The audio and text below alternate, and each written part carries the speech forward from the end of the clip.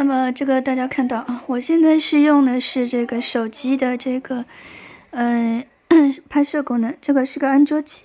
然后呢，之前拍的这个影片呢都是竖版的，到时候我这个手机竖着放。那我现在呢，因为发现好像竖着放的话呢，在电脑上播放呢，它就是会把两边都是黑色的，而且竖的看的话，好像这个看到的这个细节好像少一些。那我现在手机是横着进行拍摄，我看一下，这个以后可能都是要横着拍摄了。那么看一下是不是效果不错。那么今天刚刚看到一款游戏啊，就是它是一个叫 Death Smiles 的这个游戏啊，这个游戏感觉好像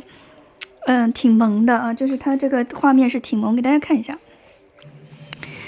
这个是一个油管上面他们的这个播放的这个，我把它投到这个投影机上，你看它造型都还是挺萌的，就是但是呢，我想到一点，就是这个游戏绝对不是给女生玩的，就是说它应该是给那种运动性非常好的这种男生来玩的游戏，因为它是一款 STG 游戏。那么它的这个可以说这个如果是调到高难度的话呢，这个是子弹满屏飞啊，就是不要说是一般的这种运动型直男，哪怕你是受过一定的这个 STG 这个游戏的这个熏陶的这种手控非常细腻的那种男生，我估计都挺难过到就是后面几关的，我都是非常吃力。它这个屏幕是萌萌哒就给你感觉，但是其实满屏的，你看第一关都这样了，已经就满屏都是子弹，满屏皆带黄金甲。那你这样的话，其实它其实还是面对男性的这样一个游戏。那么这个应该算我看到比较夸张的一个横版游戏。这种考验这个反应速度啊，这个对于这个视觉信号的这个运动型的这种反应速度，那么这个其实是一个就是在运动中心里面是讲究一个当下性，那种就是偏这个理智啊、理性啊，你的这个头脑，我不是说不好，就是说会在这个按照第四道的角度来讲，你的速度是会比较慢的。就是如果是一个理智的文科生呢，或者就是哪怕是理科生的头脑，主要如果不是运动型的话，它的速度肯定是慢于这种运动操作型的这种类型的这个我们讲就是葛杰夫第四道的这样一个人的这个我们讲头脑类型的这个分类啊，这个一共4大类型，就是相当于这是扑克牌的4种花色。那么其中之一呢，就是我们讲的运动型、理智型、情感性以及本能型。那么这个游戏的话呢，你要达到就是你要上手比较快，最好还是要运动型。其他3型本能型，我估计速度勉强也还够得上。那这个反应速度要求是非常高的。那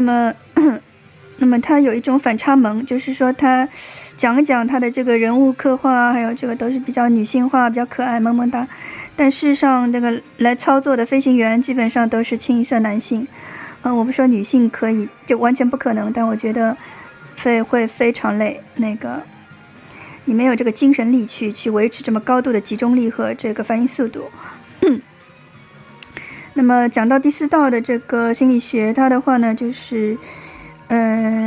要达成高等中心，包括高等情感中心或者高等理智中心。我们讲就是在扑克牌上，就是意味着灰白色的 Joker 就是它的小怪，小怪和大怪。小怪是象征着这个高等情感中心，大怪是象征着高等理智中心。那么为了让这2个中心能够出现，一般的情况下人都是这2个中心都是在沉睡的。那么有的人他就是可能他生出来就不具备，那也是其实你根据其他的这个传统来观察的话呢，有些人他就是不具备这个功能。一般人的话是在沉睡，那么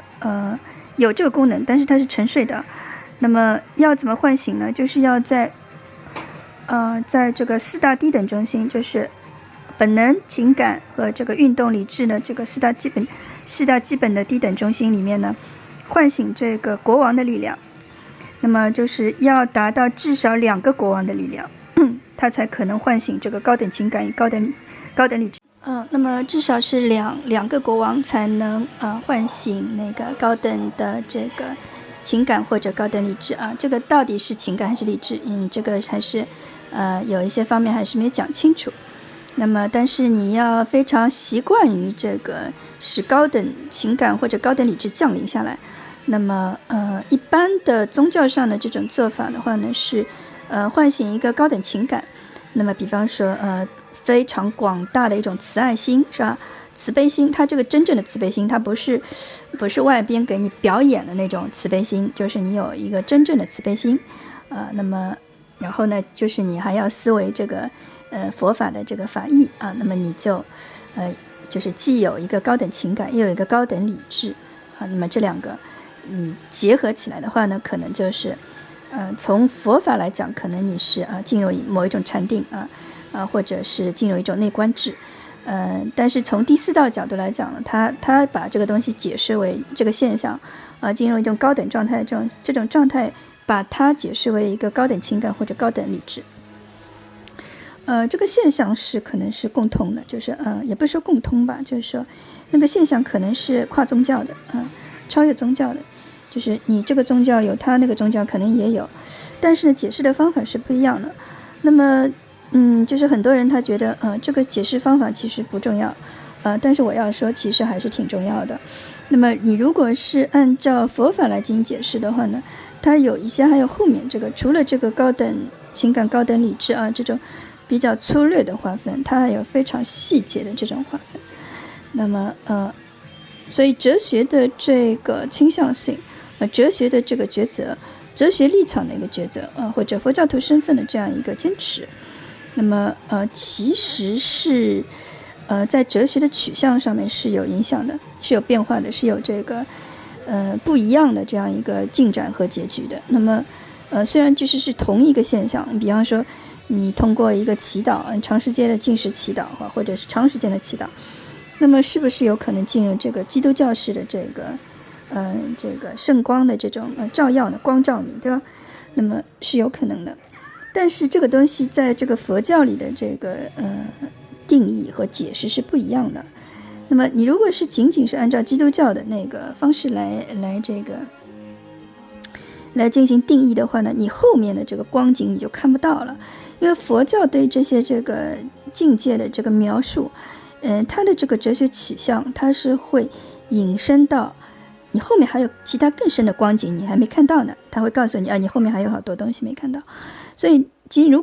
果是专注在基督教上面，可能你就到此为止，可能你希望就是有未来更多的这个被光照的这样一个机会或者是你把这个东西认为是一种外界的影响力或者是天使来找你了，对吧？这个东西不是由你来确定的这种哲学趋向的话呢，那你就是使这种经验变成一种随机性的就是不可控的，然后就是你没有这个按照他们的话说，就是可能在基督教语境里，你没有通过神秘学迹从你这边去接近上帝，而是坐等上帝来接近你。那么这个在佛教或者印度教的这个瑜伽修持里面就不成为一个问题，因为在那个瑜伽修行的这个语境里面呢，你就是应该要主动去接近这个接近真相接近这个实相，接近这个真理的。你哪怕一条命都不要，你都应该要去努力接近真理，对吧？不是每天在混日子。那么或者等别人来救赎你。那么这个问题就是在哲学的取向上不同，造成它修行风格和修行方向以及进一步的愿景的这种差异。那么这个话的，我觉得这个有些话其实不太方便，就是我正儿八经开一个宗教频道然后来讲这些，那么还是可能会放在游戏动漫里面去讲这些问题，那样可能会更加放松一些，是吧？那或者是大家看到这个场面还是非常的刺激和精彩，是吧？这个玩家其实也不是很特别棒，他这个逃子弹的这个功夫还是这个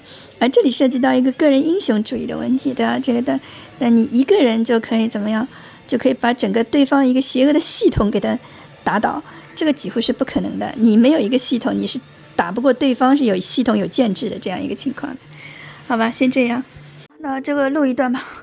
我这个路由器是极路由 X 啊，这个大陆都是把系统都装好的，就是自己编译的这个 OP。